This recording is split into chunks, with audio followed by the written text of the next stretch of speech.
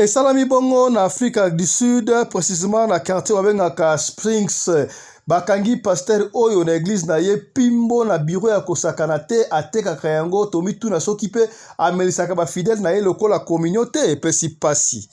L'ère a sonné pour les Africains. Tala Africain oyo Zimbabwe, Maxwell Chikumbuzu a inventé bongo voiture qui roule sans carburant, sans recharge. À quel sous musique ko inventé télévision pe oyo ezali na prise te même hélicoptère ezali esengo pour Africain.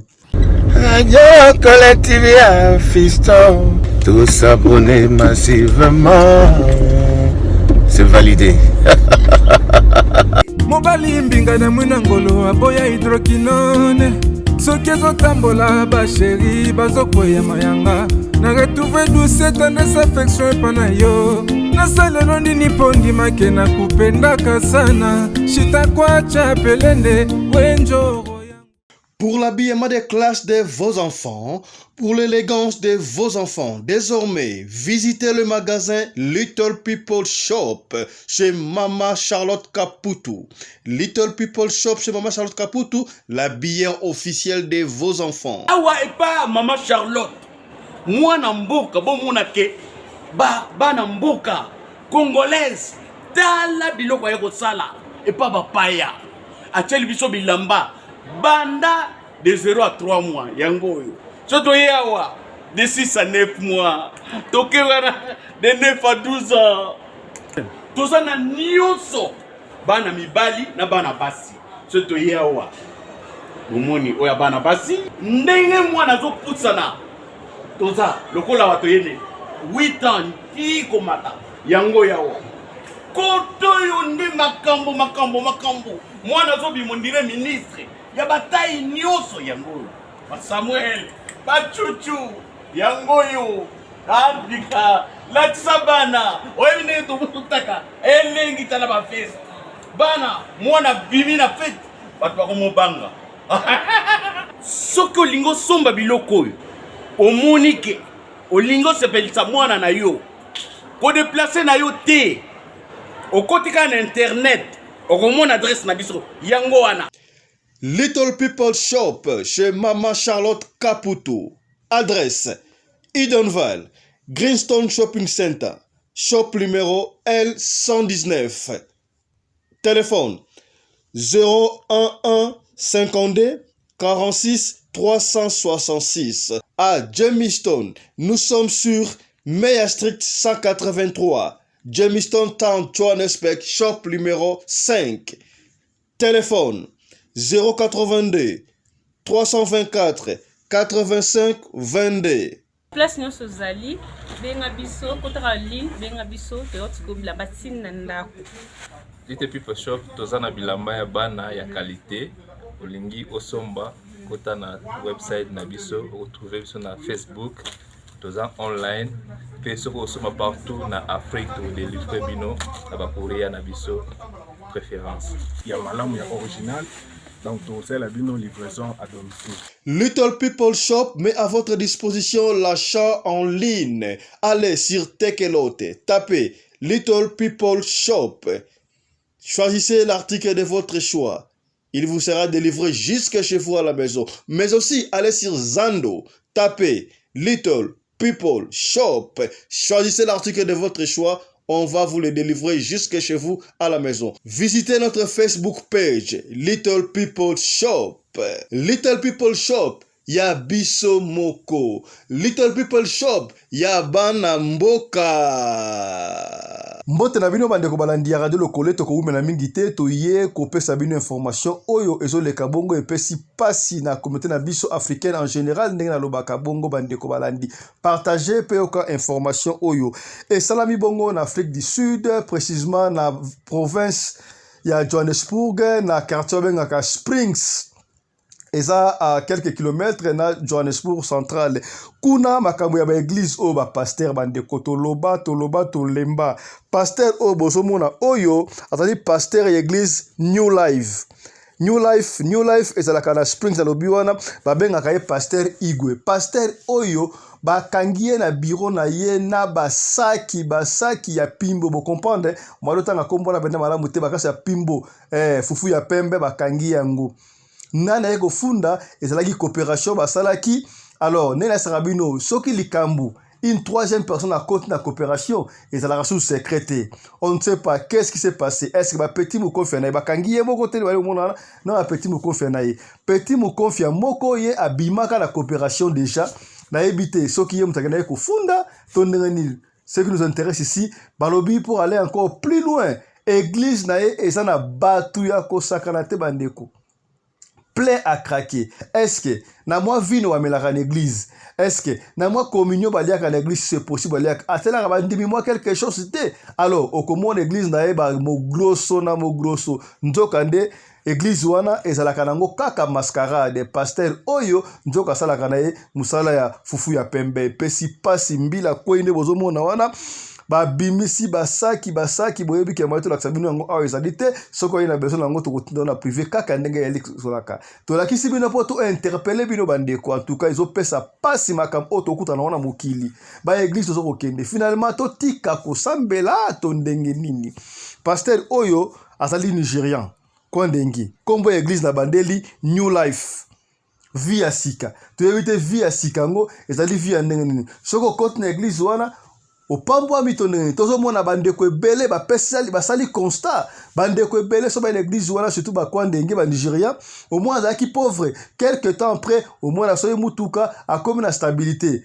bino ba okantama pamboli nzoka na sima kuna peut-être soki o ekote l'église ba pesi yo coopération ale ofungwami na ba sud-africain ba fungwama na ba ndeko mususu ba fungwama ya communauté mususu ba fungwama kaka boye pour l'église wana sikoto lo banini.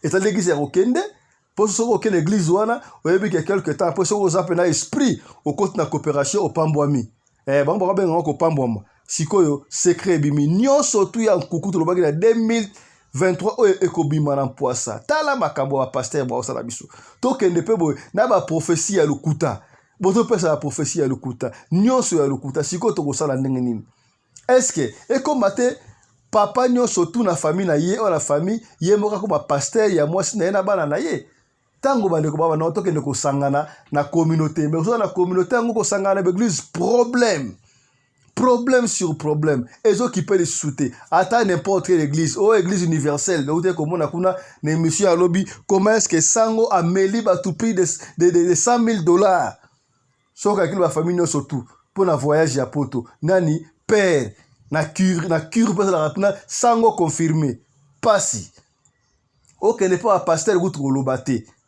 comme la batu bambongo par-ci par-là oh siko grave ndenge to yeba bandeko na biso ya ngambu kuna to kotanga kombo te pona ko nuire te to ba chef ko nuire te bandeko o basambola ka mingi na église ba kwa ndenge wana to sala ka mwa keba bandeko wana ba kwa ndenge bandeko na biso ba naija ye ata teka tomati ata teka pilipili ata nini salaka attention bango eza le quoi domaine réservé na bango to ko pekisa mutu te mais to eka ko penye bino to yebi ke bandeko ebele botala ka biso que ça soit en Afrique du Sud que ça soit en Europe na États-Unis partout na Londres c'est que baza pe ebele okomona Nigeria mo ka futela randa kuna yo salaka attention peut-être yo la la fufu a pembe na ndako na yo oyebaka te olala ka na ndako oyebaka te jour eko yinda ka ozala mabe tala pasi tala siko boy mbila ko yini bozomona wana ba image ya mabe zali mo to tsayate mais tozo salaka pour régulation mbila ko yi akangi bomona bilo wala kisawana la kisi oyo fo ala kisa non seulement ya pembe na noape do noape pesa mbongo noa bakangi ya pembe bakangi nyonso to boko mona basaki na basaki e bongo pasteur wana pasteur Igwe yokana Igwe roi Igwe bakala tambola kanango batu barobaka no ne église na full ndengo wana en tout cas nzamba pambola kamena simona buzoba e pesi pasi ya kosakana te to yeko benda ga matoi bandeko na biso ba église auto kendaka to kansaka makambango ezalaka na communauté na biso mais ba communauté partout heureusement awa la radio lokole to betaka masola ba communauté nyonso to pona ko penye bino kaka bandeko o ba fa na Afrique du Sud na Springs ba yebi lisolo oyo bandeko ebele babengi biso ba alerte po likambo esalama partout tozope ko alerte bino ozala na Kuala Lumpur ozala na tous les 4 coins ya globe soki likambo ezali benga biso na radio lokole Tinda Voice téléphone na biso yaka 24 heures sur 24 biso tokima téléphone te toyambaka pesa lisolo po na to informer bandeko pesa lisolo bamasolo tozobeta tozopenyaka batu baozala éveillé makasi na masolo oyo ya biso tala siko likambo ya boye Pasteur Igwe yango na esaka bino makambo si tozomonaka na église boye ekozala normal te comment ce pasteur yo ozo délivrer mutu pour délivrer mwana mwasi il faut longola ye bilamba atikali mutakala bolali en plein culte na mwana mwasi ya batu soki azali mwasi ya batu kosala ndenge ese makambo alenga faut zakala sous les effets il faut zakala sous les effets soki sous les effets te okosala makambo ndenge wana te nzoka yoka basekele toye na mboka oyo bali kopekisa mboka oyo Afrique du Sud ezali très dangereux balingi vraiment bétranger tout toyebi yango mais soki makambo boye ezobakisamaka ezosalaka malheur sur malheur sika boye bazokobimisa barégulation misusu ya sikasika mpo na baeglise nous craignons que ait affecté même l'église ya communauté congolaise sika ndenge eza na ville ya Springs bandeko mbila azokwea église par église chapelle par chapelle surtout ya baétranger bana babandina na oyo ba Nigeria et mota bakokita po ba Congolais on verra makambo bima toye ko alerter bino benga pasteur benga bat na nzambe ba pasteur boza ebele oyo ayebi ke mosali na nzambe azalaka makambo bikila ezalaka pimbote putulu ya pembe te diamba te oyo osalaka makambo ya mbilinga yeba ke alerte pesami ebandi bongo na Springs déjà okita partout bande kwa toza na Londres Paris Belgique États-Unis yebelaka tala makambo oyo pasteur asali epesi pasi wala bakangi kutu na mutu na yebo ba saye yo moko liango oyo azali ko lia azali fufute bandeko na yebite après ko lia wana soka osuka ndenge nini parce que communauté sud-africaine basangana na mbila boyebi d'abord que communauté oyo balingaka étranger te eko pesa susu boye pesi buzoba pa lo bakano étranger surtout bakaka ekolo wana to lo bawana bango babebisaka bana bango na ba pimbo ndengo wana bakomisaka bana ba clochard tu vois balobaka balobona mabe me bakuta ona yango te siko bakangi ya flagrant délit boye ekozala ndenge nini ba pasteur congolais ba pasteur ya communauté na biso ya pasteur africaine toyebela kombo ya pasteur l'église oyo Igwe église komo nango New Life epesi pasi bandeko nalobaki yango ane oyo tata Fumu Kimbangu akosala ba miracle ata bato bali kondima Fumu Kimbangu te mais un jour bokondima na pe un exemple moko boyebi ke ba pays mingi africain pardon oyo bala moi un peu évoluer ma mukilo ka ba Afrique du Sud ba Nigeria ba Sénégal et consort et ça ba pays oyo ba ndima ba ancêtre na bango d'ailleurs okomona ba pays wana okoka ba koma ba John te okoka koma ba Sylvie te okoka koma ba Nelly te okoka bango komona bango ya mboka Sibongile Igwe Kingandi bakomona bango lokola pe tata Mobutu à l'époque tant la bagito retour à l'authenticité même ba Zimbabwe ba makombo wana tango bwana bakomba mboka na bino elakisi ke bozo respecter culture ya mboka na bino et pesi esengo bandeko pour nous les africains on a kombo ya Maxwell Shikumbuzu yazali Zimbabwe un ingénieur et pesi esengo bandeko nde bali komona wana a inventé voiture oyo tambola sans carburant oui te wike mikolo oyo mituka ya carburant zate et yo tambola mutuka électrique mais lui il est allé au-delà bandeko ndeko oyo asali mutuka sans carburant sans même électrique oko recharger ngote et ça na système magnétique ba prouver ngo tamboli kitoko africain Zimbabwe Maxwell et si lui a qui ko inventé sur hélicoptère oyo et ça donc ils ont volé sans carburant hélicoptère sans carburant et matière qui sali makopti et kozonga il est allé plus loin bandeko télévision au début que pour na ko alimenter télévision senga au na prise soit au na batterie pour télévision et ça là mais hier à sali télévision de mona sans plaque donc on peut brancher yango sika moko te au batterie te quoi te mbala moko magnétique et ça là 24 heures sur 24 o sengote imaginez que vous na parc vous faites une famille au lieu de na téléphone bozu kaka bote télévision na bino wana bote la YouTube bote la radio lokole et aussi la rapide ils ont rechargé en gomoko kaka ndenge mutu ka soki tambola batterie ils ont rechargé en gomoko. Ça c'est un africain noir ndé bozo mona yon un zimbabwéen akei si soit attaquer musika comme ça la salle même technologie où ils ont permettre de transformer fréquence radio. Oh le tolobaka yango mfumu kimbango lobaka yango awa mundela akoma mutu mwindu akoma mundele mayele oh ceux qui vont tenir livre ya mon ami personnel Teddy Fitu Congo et Grégor du monde et si ka livre wana ils ont démontré comment est-ce que l'homme ancien l'homme alibosaki mutu mwindu mayele nyonso tout o basala ezaka mutu mwindu boye ba valeur ya pesanteur pi pesanteur otanga na classe pi ezaka 3,14 etika ndengo ba na kalikilango. Ce sont les Africains, précisément les Congolais, Égyptiens, Canada, qui mutu mwindu, non? Mutu mwindu. C'est ça l'Afrique. Si quoi, il y a un peu de passe bandeko, ndeko Maxwell, Chukumbusu, a accueilli, a approuvé le bloc, on a sali analyse, a approuvé un pour appeler un certificat brevet, baboko appeler un brevet, babino, ce qui va appeler un brevet, et comme ça, là, que économie équita. Bateau, bah ça, le système énergie solaire, bah carburant, bah une surtout, bah côté que économique au couille. Économique au couille ndengenini. C'est pourquoi ceux qui va africain to sangani, to sali Union africaine ya solo, ça Union africaine te oyo et c'est la chapeauté par Union européenne. Non, il y a eu de vaillants fils du continent, le kola ba Kadhafi, ba kufa pour le wana, le kola ba Musée, ba kufa le kola pour le wana, le kola ba Robert Mugabe, ba kufa pour le wana. To sangani, le président responsable de l'Afrique, Afrique est au Kenya Luboso. On n'aura plus envié, il y a aucun parce qu'on a tout ici en Afrique. Talablo Kabwe Maxwell a inventé le oyo mundela komi ata na technologie ante ata ba chinois ba oya mais ba komi na noate tala niveau ya komi. Et PC sengo mingi. Merci na sponsor officiel de la chaîne Nabiso, ma maman Charlotte Caputo, la dame de fer. Merci na maman Naoumbi, la femme à la taille d'une tige spaghetti. Ni courbé au virage, coordinatrice de la chaîne Oyo. Tokuta nous prochainement pour la numéro sur Radio Lokole Masolo. Sur votre chaîne Radio Lokole TV. D'ici là, portez-vous bien, Bandeko. Santé de fer à tous. Chap chap. Et tchala.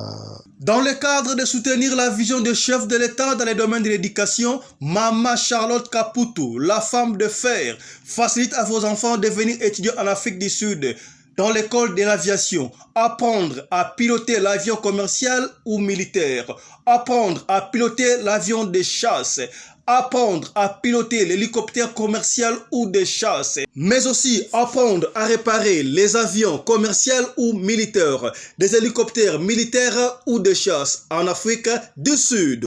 Bandeko, yo mutolingi mwanona koma pilote commercial to militaire. Avantage yango yo. Obengi na numéro oyo ya Maman Charlotte. Ako guide bino. Ndenge nini mwana na yo ako sa la classe ya pilotage. Alors, avantage nyonso hébergement minerval. Olingi mwana na yo ayeba ko bongisa ba moteur ba avion. Benga Maman Charlotte na Afrique du Sud. Madame Charlotte Caputo et ses collaborateurs mettent un hangar plein d'avions à la disposition de vos enfants qui viendront apprendre ici en Afrique du Sud. Voler à l'espace sud-africain, devenir un grand pilote commercial ou militaire. Contactez Madame Charlotte Caputo. Devenir pilote d'un avion commercial ou de chasse n'exige pas un diplôme d'État. Un certificat d'études primaires suffit pour apprendre à piloter l'avion commercial ou militaire. Les appartements confort pour accueillir vos enfants lors de leur séjour ici en Afrique du Sud. Piscine, salle de bain, salle à manger, cuisine, lavabo, tout pour accueillir vos enfants. I stayed here from 1 year ago. Oh, people coming from Congo, you're very welcome to come here in South Africa. It's a Mama Charlotte space, very beautiful accommodation. They take very good care of us. Bino batu boyebi anglais te, alobi boye. Grâce à Maman Charlotte, les loyo, ba Tanzanien, bazo yekola avion, bazami balé, mwasi na mobali. Et bon bino na Congo. Ozo zelanini. Pour tout contact, appelez-nous au +27 82 32 45 522 ou encore contactez Radio Lokole Télévision au plus 27 61 88 58 455. Papa, maman, mwana noya koyekola kopusa avion militaire pe commercial, hélicoptère militaire pe commercial, kaka na certificat d'études primaires. Et bongo yozanga, hâtez-vous car les places sont limitées. Mama Charlotte Kaputu, la femme de fer, tokumisa yo ndenge nini. Merci pour l'opportunité, maman.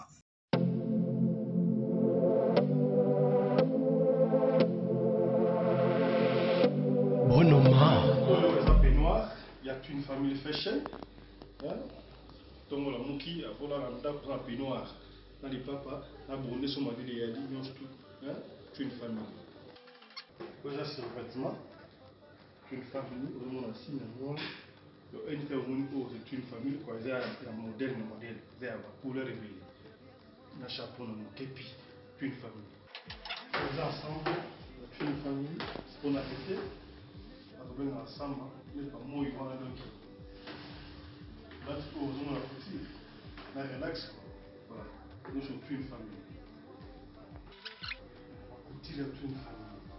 Donc, on a dit ça, nous sommes à Congo, pour consommer Congo. Une famille à Congo, pour consommer en Congo. Donc c'est une famille.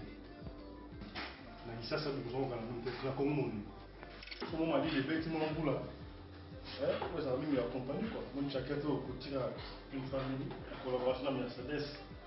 Tu vois, pour le tourner là, on a Mercedes. Chacun Oyo, c'est une famille. C'est une famille fashion. Moi, je suis la bembele, je suis papaye. Une jaquette, c'est une famille, jaquette Oyo. Ma chapeau, c'est une famille. Pour Salino, c'est une famille. Ma chemise naïe, petit de Rwanda, c'est une famille.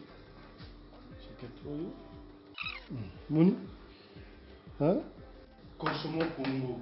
Merci. Avec un talent, ils veulent tous devenir riches, mais avec un travail, Baba